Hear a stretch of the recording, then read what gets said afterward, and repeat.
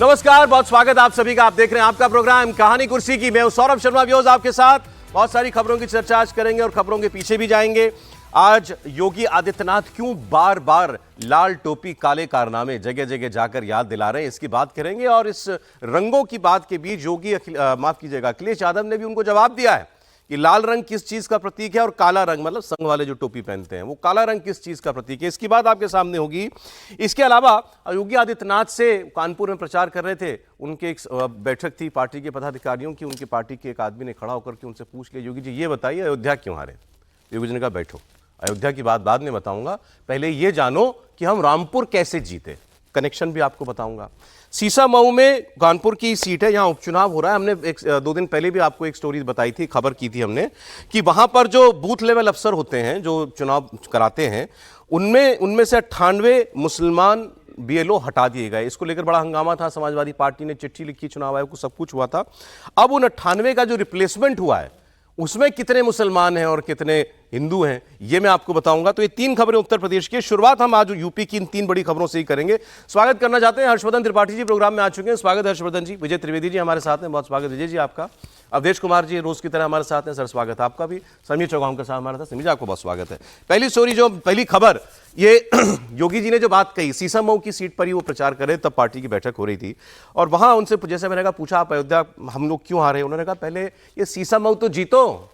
अच्छा अयोध्या हार गए, अयोध्या में अब दोबारा उपचुनाव होगा, लड़ेंगे जीतेंगे, लेकिन अभी हम जहां बैठक करने आए हैं ये कानपुर की सीसामऊ सीट है, यहां पर भी 40% मुस्लिम आबादी है, ये सीट क्यों नहीं जीतते पहले इस पर तो बात करो। एक इंटरेस्टिंग बात जो छपी हुई है कि वहां पर एक सज्जन और खड़े हुए, तो योगी जी भाषण कम दे रहे थे, लोगों से बात ज्यादा कर रहे थे अपने पार्टी के। तो एक से कहा जाते हो बूथ पर, जाते हो प्रचार में, जाते हो, उन्होंने कहा जाते हैं, पूरी मेहनत कर रहे हैं, पेट देख कर तो नहीं लगता तुम्हारा ये भी हो रहा है पार्टी की मीटिंग, ठीक छपी बात है। खैर मतलब योगी आदित्यनाथ पूरा जोर लगा रहे हैं, ये उपचुनाव 10 उपचुनाव होने यूपी में, किसी सूरत में हारना नहीं वो चाहते।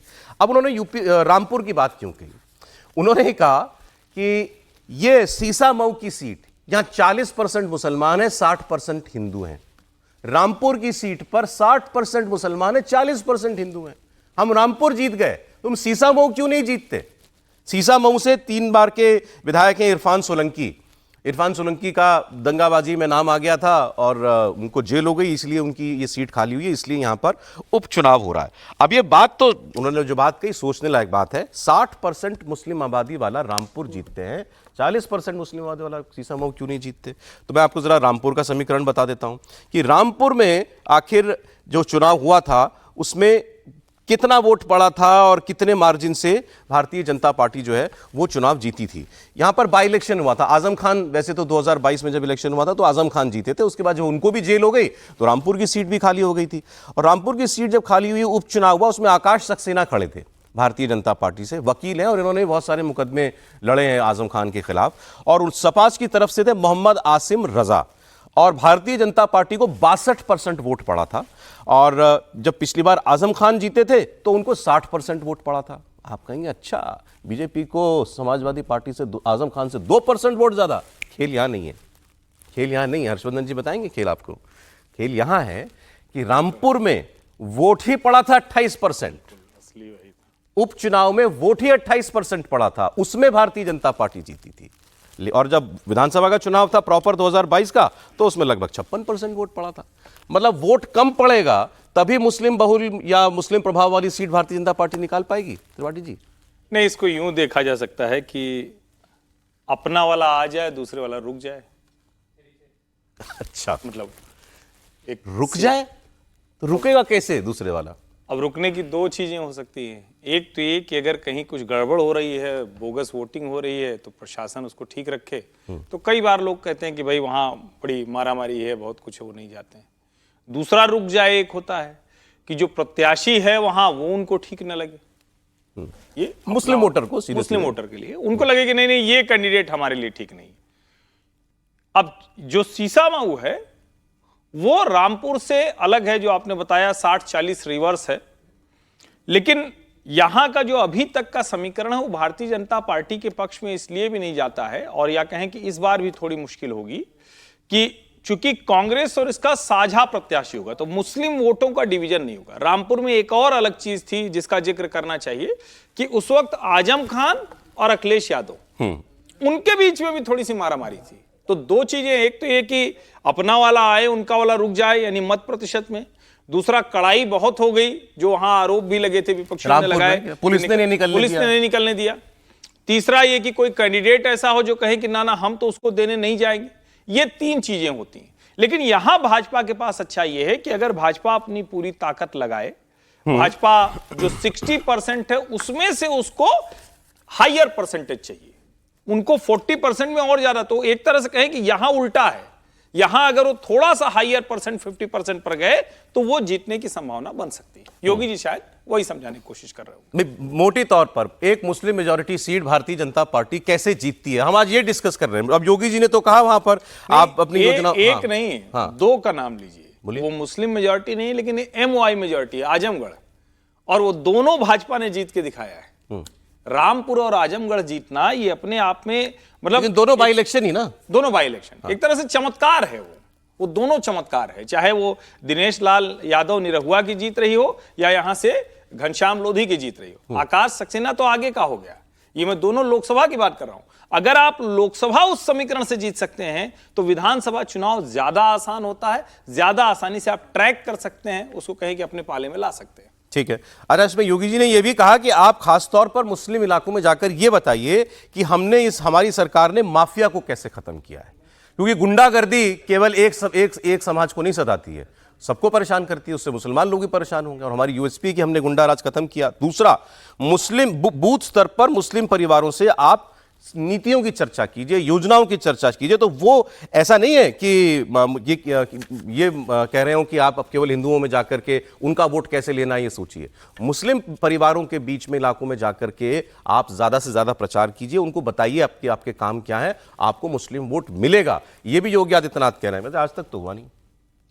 नेता को तो स्वाभाविक है ये बात बोलना ही चाहिए कार्यकर्ताओं के बीच कि भैया मुसलमानों को छाट के मत चलो, उनके बीच भी जाओ। क्योंकि जाने से क्या होता है, जब जाते हैं तो आपको रिएक्शन मिलता है, आपको पता चलता है कि आपके बारे में मुसलमानों की क्या धारणा है, उसके बाद फिर आप रणनीति बनाते हैं। आज तक नहीं पता भाजपा को। नहीं सुनिए, बहुत नहीं, उस बीच उस ढंग से काम नहीं करते हैं। मैं खुद विधानसभा चुनाव के समय था, जब मुसलमानों के बीच में खूब गया हूं मोहल्लों में, वहां बैठ के बातचीत की है कि भाई क्या प्रॉब्लम है आपकी। तो क्या होता है कि जैसे मान लीजिए हमारा व्यापक विरोध है तो उसका असर आपके ही कार्यकर्ताओं मतदाताओं पर पड़ता है कि अगर हम सजग होकर नहीं निकले तो ये सब तो हमको हरा देंगे। केवल यही नहीं होता है कि उनको समझाना होता है। तो ये जो एक दोनों तरफ से बातें होती है नहीं जाने के कारण। अब पहले मैं आपको कुछ आप कह रहे हैं ये भी पता लगाना होता है कि इस बार ये कितनी जोरदार तरीके से वोटिंग करने वाले हैं। बिल्कुल, और क्या मुद्दे हैं इनके पास जाने के बाद, क्यों विरोध कर रहे हैं, कैसे इनकी प्लानिंग है, रणनीति क्या है, दोनों चीजें होती है। उसमें अगर कुछ लोग ऐसे मिल गए जो वोट देना चाहते हैं, डर से नहीं दे रहे हैं, फिर उनकी सुरक्षा और उनके को निर्भीक होकर डालें। पास में जाने से कहते हैं कि इस बार का जो पहले रामपुर का देखिए, इस बार पहले तो ओवरऑल भारत की दृष्टि से उत्तर प्रदेश को देखिए कि भारतीय जनता पार्टी की पराजय के लिए कोई भी विपक्ष उसके लिए जिम्मेवार नहीं है। भारतीय जनता पार्टी स्वयं उसके लिए जिम्मेवार है। दो बड़े कारण रहे हैं। एक तो कार्यकर्ता समर्थक जो है लंबे समय से ये संकेत दे रहे थे कि हमारी उपेक्षा हो रही है, पार्टी में हमारा सम्मान नहीं है, अच्छे लोगों का कद नहीं है, यहां तक कि राज्य सरकारों में प्रशासन से हमको लानत मलानत तक झेलनी पड़ती है। तो जब ये स्थिति थी, इसलिए कार्यकर्ता इस बार हर जगह या तो उस ढंग से सक्रिय नहीं थे, निराश थे, कहीं कहीं विरोध कर रहे थे। तो एक बड़ा कारण था इस समय, पूरे देश में भी था, यूपी में भी था, वो एक बड़ा कारण था इस समय जो वो पीछे नहीं था। दूसरा है कि इस बार इसके बावजूद रामपुर में भारतीय जनता पार्टी को बहुत वोट मिला। पिछली बार जितना वोट मिला था उससे बीजेपी के कैंडिडेट को इस बार ज्यादा वोट मिला। लोकसभा में बोल रहे हैं, लोकसभा में 3,94,069 वोट मिले हैं। ये सामान्य वोट नहीं है। और इनको मिला है 4,81,503 वोट, 87,434 से आ रहे हैं। बसपा के उम्मीदवार ने यहाँ 79,692 वोट काटा है। वो भी मुसलमान थे, लेकिन मुसलमान वन साइडेड हो गए, इनके पास नहीं गए।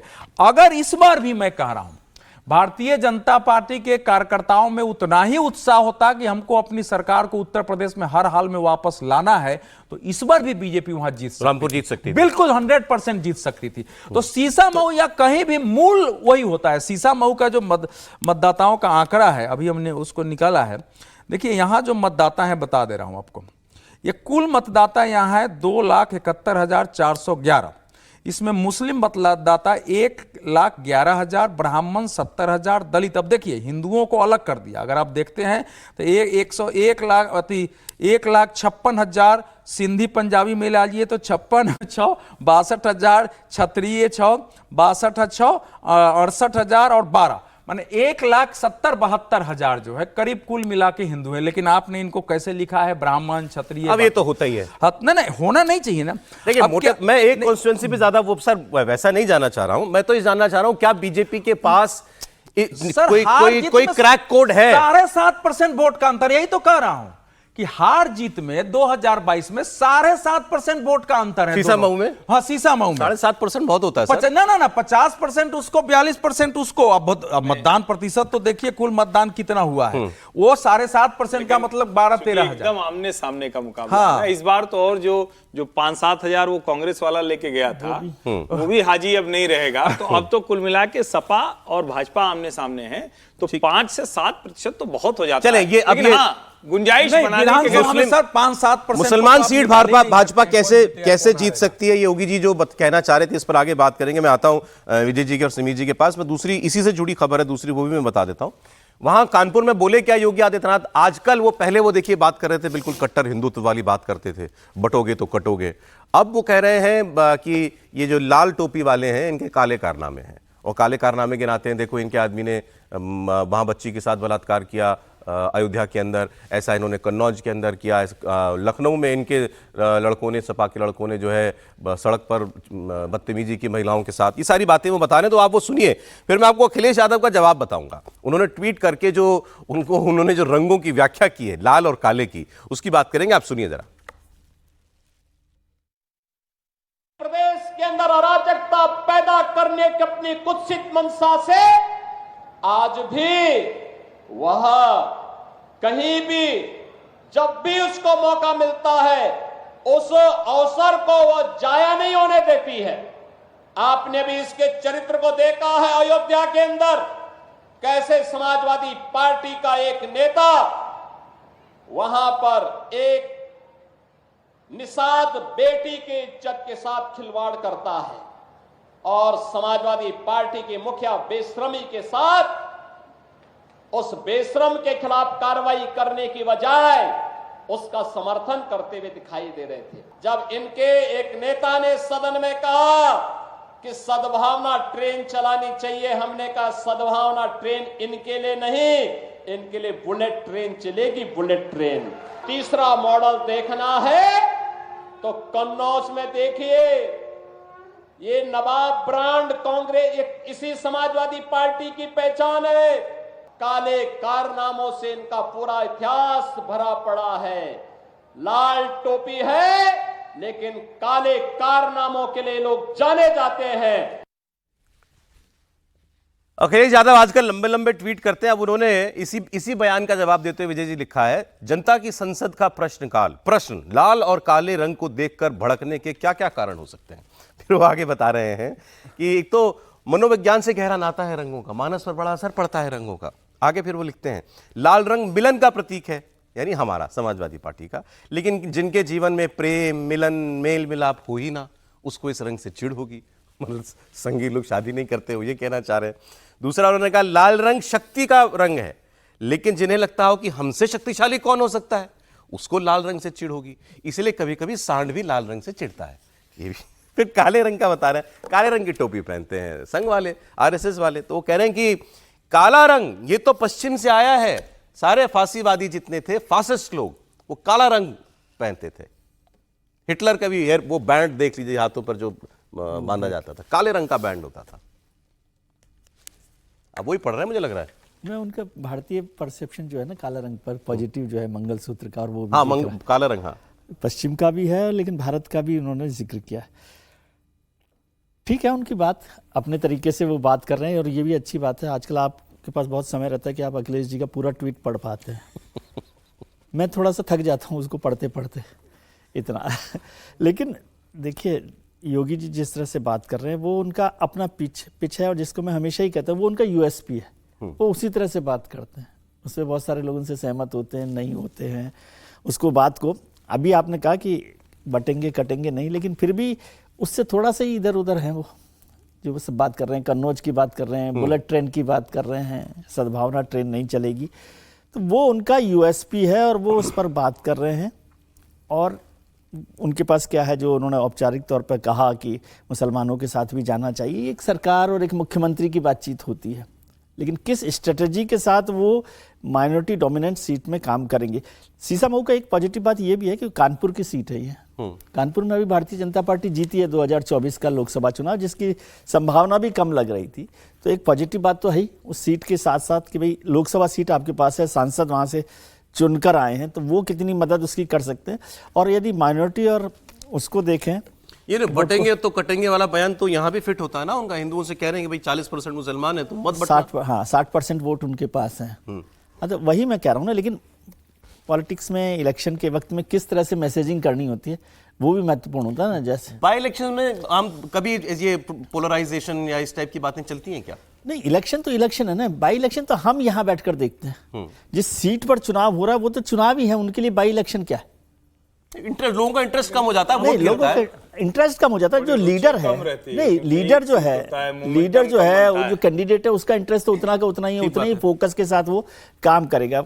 वोटर का इंटरेस्ट कम होता है और हम लोगों का इंटरेस्ट कम होता है। लेकिन अभी तो जो 10 सीटों पर चुनाव हो रहा है उसमें मुझे लगता है वोटर का भी इंटरेस्ट कम नहीं और हमारा भी इंटरेस्ट कम नहीं। हमारा तो बिल्कुल नहीं है। काफी ले रहे हैं। हमारा तो बिल्कुल नहीं है। हम लोग तो बहुत ज्यादा इसलिए महत्वपूर्ण है कि वो चुनाव देखिए, में ये सारे ताकत मुद्दे लगाए। अपनी जगह। एक मुद्दा जो कानपुर के अंदर अभी वो भी योगी आदित्यनाथ जी ने के ही बारे में लिखा गया है, देखिए, अभी छपा हुआ किसी है। ने मुझे जानकारी दी कि लोकसभा चुनाव में भी सीसामऊ विधानसभा में पर्याप्त अंतर से हारे हैं। पर्याप्त अंतर से हारे हैं। ओके, विधानसभा में है वो हारे, लेकिन उन्होंने लोकसभा सीट- कहा मैं गाड़ी से जा रहा था तो मेरे सामने वो बंद पड़ी मिले थी कानपुर की, लाल और इमली का लाल इमली मिले। और उन्होंने कहा अच्छा मेरे साथ सुरेश खन्ना जी बैठे थे। मैंने उनसे पूछा कि आप जानते हैं ये क्या है? उन्होंने कहा मुझे मालूम है। बोले ये दोबारा चालू करनी है।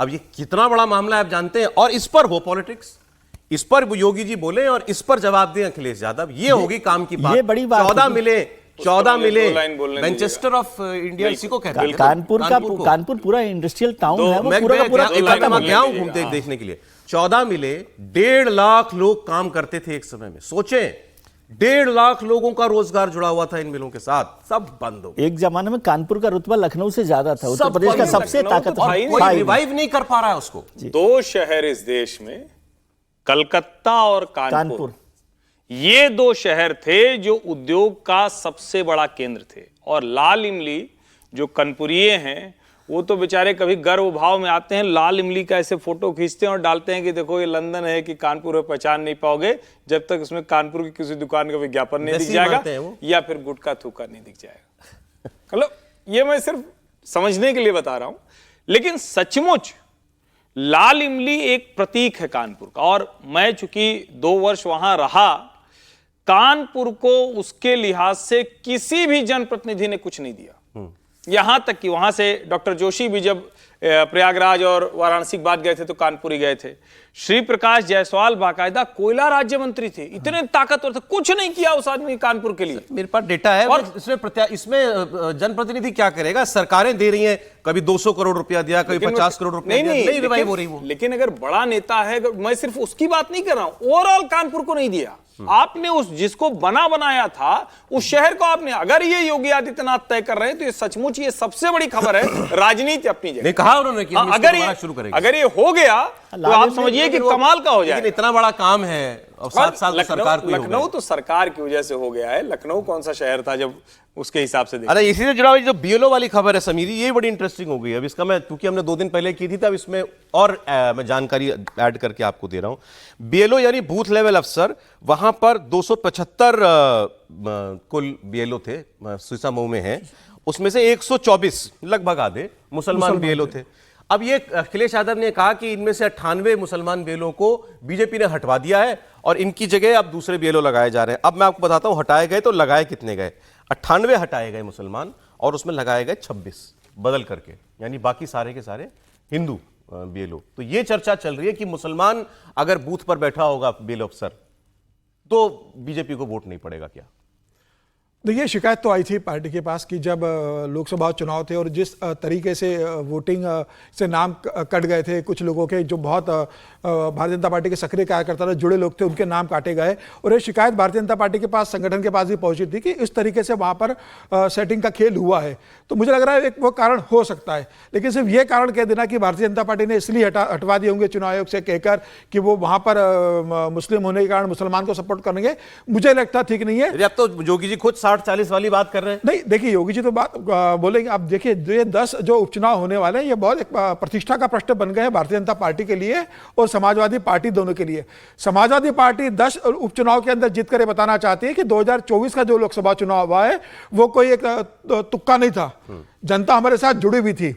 और योगी आदित्यनाथ 10 उपचुनाव में बेहतर प्रदर्शन करके 7 सीटें या 6 सीटें जीतकर बताना चाहते हैं कि जो लोकसभा चुनाव में हुआ था वो एक तुक्का था, एक समय था, अब वो जनता हमारे साथ नहीं है। रामपुर भी उपचुनाव जीतना तुक्का था या ताकत थी? नहीं, देखिए, रामपुर में तो भारतीय जनता पार्टी लोकसभा भी जीती है, जयप्रदा चुनाव जीती है, मुख्तार अब्बास नकवी वहां से चुनाव जीते हुए। तो रामपुर में ऐसा नहीं था कि तुक्का लगा है, पहले भी भारतीय जनता पार्टी वहां से चुनाव जीत चुकी है रामपुर के अंदर। और रामपुर का समीकरण एक सीसामऊ से अलग है। रामपुर में तो आजम खां का चलता है, अखिलेश और आजम खां का जो पंगा है। और अब मायावती जो बड़ा एक फैक्टर हुआ करती थी, मायावती के वहां पर कमजोर होने के बाद जिस तरीके से वोट अखिलेश के पास और कांग्रेस के पास मुस्लिम एक मुश्त गए, दलितों का एक वोट चला गया है। अब यह सबसे बड़ा प्रश्न है कि मायावती उपचुनाव कितनी दबंगी से लड़ेगी। अगर मायावती क्या मुसलमान वोट तोड़ने की स्थिति में है, अगर ये वोट बटेगा नहीं तो तय है कि समाजवादी पार्टी और कांग्रेस के साथ गठबंधन में जाएगा। संन्यास की खबरों को गलत बताया, अभी राष्ट्रीय नहीं, और चुनाव और वो उपचुनाव बहुत दबंगी से लड़ेगी। कैंडिडेट डिक्लेयर कर दिए हैं, प्रचार अभियान वो करने वाली उपचुनाव में पहली बार। और ये तय है कि वो समाजवादी पार्टी के लिए आसान नहीं होगा। अच्छा, ये मुस्लिम बीएलओ जो हटाएगा, अभी तो फैक्ट हटाए गए तो दिख रहा है, 98 हटाए गए, 26 उनमें से केवल दोबारा लौटे हैं।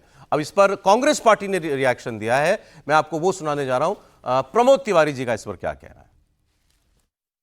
उत्तर प्रदेश में उपचुनाव होने हैं, बीजेपी भी तमाम सीटों पे उपचुनाव की तैयारी कर रही है, लेकिन मिर्जापुर की मझवा सीट है, वहाँ पे उपचुनाव होना है और उसके पहले वहाँ पे 11 मुस्लिम बीएलओ को हटाया गया। इसको लेकर के राजनीति काफ़ी तेज हो गई, चुनाव आयोग से शिकायत की गई है।